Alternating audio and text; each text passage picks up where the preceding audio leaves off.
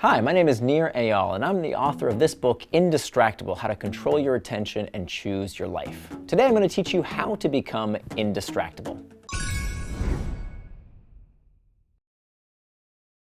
So we've all seen how the various pings, dings, and rings in our environment can cause us to get distracted in our day-to-day life. If you're anything like I was, you'd plan to work on some big project and yet find yourself drifting off task and doing something that you didn't plan to do. Now, day after day can drift by like this, and you get to the end of the day and you realize that you really didn't focus on the few things you wanted to prioritize. Whether that's at work, working on a big project, in your home life by spending quality time with the people you love, or outside of work, taking care of yourself, your body, your mental, physical health. All of these things require your time and attention. So how, in this world filled with distraction, do we do what we say we're going to do to live the kind of life that we want to live? It all starts by understanding the 4 parts of the Indistractable model. In order to understand what distraction is, we have to understand what distraction is not. The opposite of distraction is not focus, but rather the opposite of distraction is traction. Both words come from the same Latin root, trahare, which means to pull. And if you notice, they both end in the same 6 letters, A-C-T-I-O-N, that spells action. So traction is any action that pulls you towards what you want to do, things that you do with intent. Now, the opposite of traction is distraction, anything that pulls you away from what you plan to do, things that you didn't do with intent. So why is this so important? Number one, anything can be a distraction. Have you ever sat down at your desk and told yourself, now I'm going to work on that big project, now I'm finally going to stop procrastinating, I'm going to do what I say I'm going to do, right after I check email? This is just as pernicious as checking Facebook or watching a YouTube video, maybe even more so, because when we do some task that feels like work, but really isn't what we plan to do, distraction tricks us into prioritizing the urgent at the expense of the important. So I argue that even doing tasks like checking email or scrolling Slack channels or whatever it is that you didn't intend to do is just as much of a distraction if it's not what you plan to do with your time. The second reason that this dichotomy is so important is that just like anything can be a distraction, anything can be an act of traction. So I argue there's nothing wrong with going on Facebook or watching a YouTube video or watching sports on TV as long as you do it on your schedule and according to your values, not according to someone else's. So we've got traction, we've got distraction. What prompts us to take these actions? 2 types of triggers. The first type of trigger is what we call an external trigger. External triggers are the pings, the dings, the rings, all of the things in your outside environment that can lead you towards traction or distraction. Of course, they can be things like your cell phone or your computer, but it turns out in an office setting, workers tell us the number one source of distraction is not their computer or their phone, it's actually other coworkers. So there are ways that we can hack back all of these external triggers to make sure they don't lead us towards distraction. Now, as prevalent as these external triggers are, the number one source of distraction is not the things around us, but rather studies find the number one source of distraction is what is going on inside of us. Internal triggers, these uncomfortable emotional states, is the ultimate root cause of our distractions. That in fact, the reason we get distracted is the same reason we do all sorts of things. The seat of human motivation is all about escaping discomfort, some kind of feeling that you want to escape from. So, when we're feeling lonely, we might check a social network. When we're uncertain, we Google. When we're feeling bored, where do we go? Well, we might check the news, sports scores, Pinterest, Instagram. Any of these tools can satisfy these uncomfortable internal triggers. So what does this mean? This means ultimately that if all human behavior is prompted by a desire to escape discomfort, that means that time management is pain management. So the most important first step of the 4 to becoming indistractable is to learn tactics to master those internal triggers. Now, there's a lot of tools and resources that I talk about in my book for how to do that, but I want to skip ahead to the second step in the Indistractable model, how to make time for traction. I interviewed hundreds of people over the past 5 years. Many of them were very good at managing distraction, and many of them really struggled with going off task.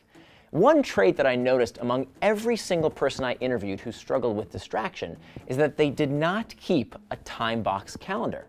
Despite the fact that so many people would complain to me and say, I can't get anything done because my kids want that and my boss asked for this, and did you see what's happening in the news? I can't get anything done. When I asked them, what exactly did you plan to do? What did you get distracted from? Many people would take out their phones and they'd show me their calendars, but there was all this white space on the calendar, maybe a meeting or two. Well, here's the thing. You can't call something a distraction unless you know what it distracted you from. The fact of the matter is, if you don't plan your day, somebody is going to plan it for you. Think about how much money and effort we spend on keeping our stuff safe. We have security systems in our homes. We have alarms in our cars. We keep our money in banks behind vaults. But when it comes to our time, we let anybody just come on by and steal it. Well, if we want to make time for traction, we have to decide in advance how we want to spend our time. And so what I advise as part of this second step of making time for traction is to start with your values. Values are defined as the attribute of the person you want to become. Now, it's not my job or anyone else's to tell you what your values should be. What I want to help you do is to help you live out those values so that you can become the person you know you can be. How do you do that? Well, you start with these 3 life domains, starting with the you domain. In the you domain, you make time for your values that relate to being the kind of person you want to be by taking care of yourself. Of course, if we don't take care of ourselves, we can't take care of others, and we can't do our best work. The next domain is the relationship domain. Psychologists tell us that we are going through an epidemic of loneliness. And the reason this is happening is because people aren't planning time in their day for their most important relationships. We tell people, yeah, let's get coffee sometime. But we know that those things won't happen unless we decide to dedicate time for it. So if there are important people in your life, whether that's your significant other, your kids, your best buddies, make sure to have regular time on your schedule, on your calendar, to spend time with the people that you love. And then finally is the work domain. Now, most people, if they do keep a calendar, start with that domain. But of course, that should be the last domain. First, we have to take care of ourselves, then our relationships, and then finally, our work life. Well, what do we have to make time for in our day to live out our values at work? Well, if part of your job requires you to think, to reflect, do you have time in your schedule to do that? These days, making time in your schedule to simply think is a real competitive advantage. So many of us are constantly reacting to things, whether that's the pings and dings of email or yet another meeting we have to attend, that we have no time to actually think. So it behooves you to make time in your calendar to sit down and think, to strategize, to work through your problems without distraction. So we can use these tactics and make ourselves what's called a time box calendar. Now, psychologists have found in thousands of studies that making what's called an implementation intention, which is just a fancy way of saying planning out what you are going to do and when you are going to do it, is a very effective tactic to make sure you do what you say you're going to do. So by making a time box calendar, that is, planning out in advance how we want to spend our time, we become much more likely to do what we say. Why? Because for the first time, if you time box your day, you'll be able to look at your calendar and say, everything on my calendar is traction. Anything else, even those distractions that might trick me, like thinking that email is what I want to do and I really want to work on that big project, everything else that's not on the calendar is instantly, by definition, a distraction. So making that time box calendar is a very effective way to make sure you stay on track. Now, one additional thing you want to make sure you do is to synchronize your schedule. This is a highly effective technique that involves sitting down with the stakeholders in your life, the people who you owe time to, and synchronizing your schedule to make sure that you're more likely to stay on track. Well, what might this look like? Let me tell you about my household. So a few years ago, my wife and I were constantly fighting about household responsibilities. We've been married for about 18 years now, and this became a constant source of disagreement. My wife would argue with me about why didn't I take out the trash or why wasn't I doing the laundry, and my argument to her was, honey, if I don't do something, just tell me to do it. What's the problem? But what I didn't realize is that I was giving her yet another job. I was turning her into my babysitter. And how we fix this problem is quite simple. We use this technique that psychologists tell us is very effective to make a time box schedule and then, most importantly, synchronize that schedule with each other. So once a week, on Sunday afternoons, we sit down together and we look at each other's time box calendar. Now we know exactly what each of us has to do, and there's no more guesswork because we know exactly when we plan to do it. Not only is this technique very effective in our homes, it's also very effective in the workplace. So if you have a boss or a manager that you struggle to communicate with in terms of how you spend your time, sitting down with that boss or manager for just 10 minutes once a week and showing them your time box calendar is a very effective technique. Here's why. Many managers today, they lob over all sorts of tasks and deadlines without really understanding how long those tasks really take.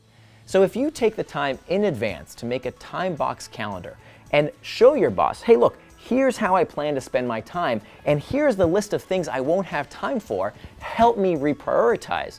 By showing your boss your calendar and saying, here's what I have time for, and here's the list of things I won't have time for, help me reprioritize those tasks, you're involving your manager in that process. You're essentially managing up. One technique that psychologists tell us is incredibly effective when it comes to helping us do what we say we're going to do is to use what's called an identity pact. An identity pact is when we call ourselves a noun. We have some kind of moniker that we use to help us stay on track. So this comes from the psychology of religion. For example, when someone calls themselves a devout Christian or an observant Muslim or even a vegetarian, they become much more likely to do what they say they're going to do. For example, a vegetarian doesn't wake up every morning and say, I wonder if I should have some bacon. No, a vegetarian does not eat meat. It is who they are. And we can do the same exact thing when it comes to managing distraction. And that's why the title of my book is Indistractable. That's your new moniker. So to review, the 4 basic steps to becoming indistractable are: number 1, master those internal triggers. Number 2, make time for traction by turning your values into time. Number 3, hack back those external triggers. And finally, prevent distraction with pacts. Now that you know these 4 basic steps, you can proudly call yourself indistractable. You can be the kind of person who decides for themselves how you spend your time, how you spend your life, by controlling your attention. Of course, there's a lot more information in my book, Indistractable: How to Control Your Attention and Choose Your Life. I'm Nir Eyal, and thanks for joining me.